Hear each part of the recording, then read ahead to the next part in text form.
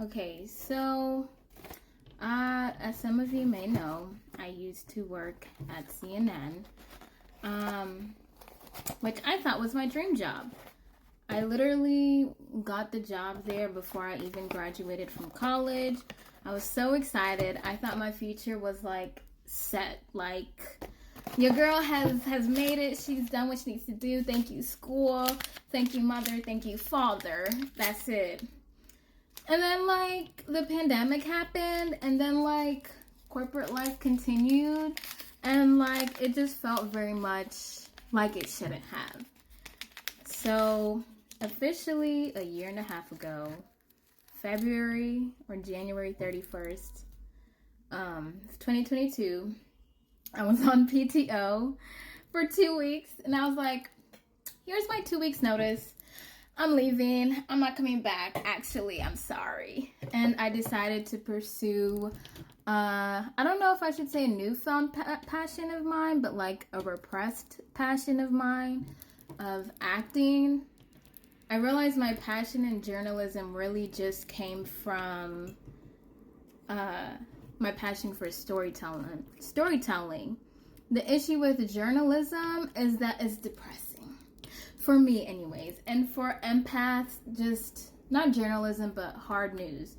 Especially like the 24/7 news cycle. For a large chunk of time, I was working overnight, and it just proved to be way too much on my mental. Like, I don't want to talk about Black people dying. You know, it was around George Floyd time that I'm there too. And everybody in the world suffering from a pandemic all the time. Like, I can't have that be my job. So I quit. Anyways, yeah, so I quit February 2022. What did you do there, Wangeshi, you might ask? I started acting full time. I was in a play. I did some commercials. I did some films.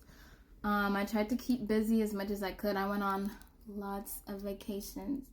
I've been to very many countries, and I'm grateful. And now I'm like in a new transition of my life. I went from living in Atlanta to New York. Now I'm thinking of going back to Atlanta. And I'm also thinking of pursuing my MFA so that I can like really get into my craft, like the serious student I am. I just toured Juilliard today. And it's just like a lot trying to figure out where to go now. I'm in my mid-20s or late 20s. What is 26? Is 26 like 20s? Is that late 20s or mid 20s? I feel like, I don't know, maybe 26 and a half is like late 20s, and then like pre 26 and a half is like mid 20s. Like 24 and a half to 26 and a half is like mid 20s. Anyways, I'm in my 20s and I'm trying to career shift now. And as a creator, you just have a lot of free time. And if you're not used to using up your free time, like creatively, you're just kind of stuck. So it's been kind of a transition. And yeah, I think this past year, almost 2 years of not working a corporate job has just taught me that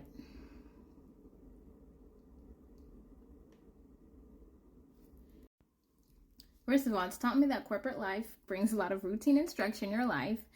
And, you know, whether you're creative, whether you're ADHD, whatever you are, a tizzy baby, you still need some structure and routine in your life. So if you're thinking of quitting, you definitely need to figure out how to have routine in your life.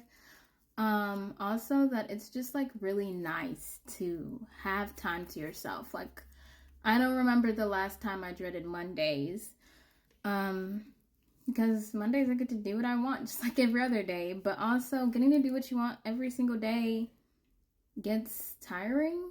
Like, you're like, okay, what do I have to do? At some point, you need to figure out what you have to do. Also, in case you didn't know, save up.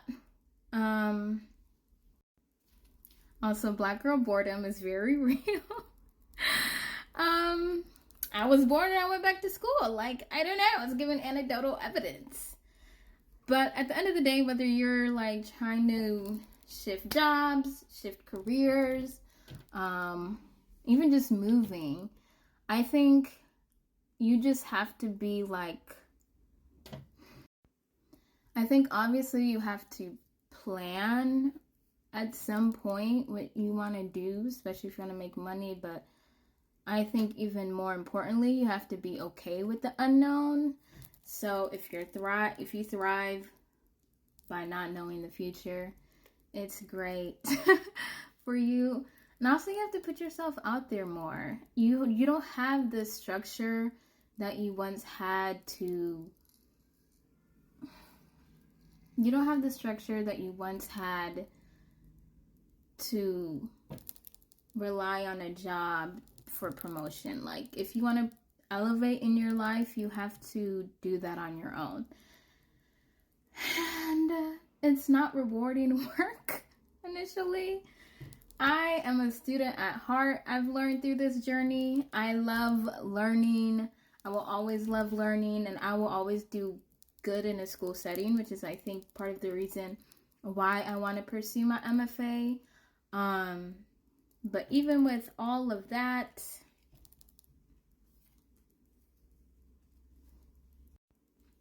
but now I'm an adult, so like I kind of have to realize like what am I doing on my own? Like there's no teachers that are gonna be like, make sure you're doing this if you want a good grade, blah blah blah blah blah. Like I have to tell myself, make sure you're doing that and this and that. And you know, I can go into a whole thing about like accountability, having somebody there to hold you accountable and how helpful it is. But I'm already deviating so much from what I meant to record.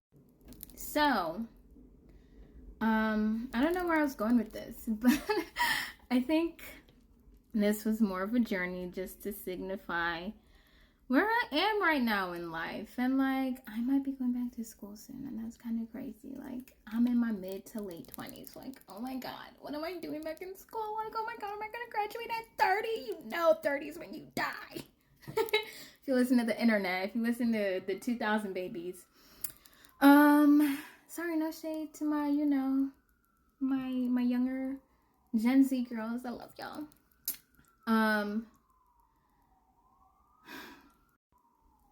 But yeah, that's it. If you're looking for a sign to follow your dreams, girl, this is it. But no, it won't be easy. Trust and believe. You might be doing what you really enjoy, but just putting yourself back in the mindset to continue it will not be easy, honey.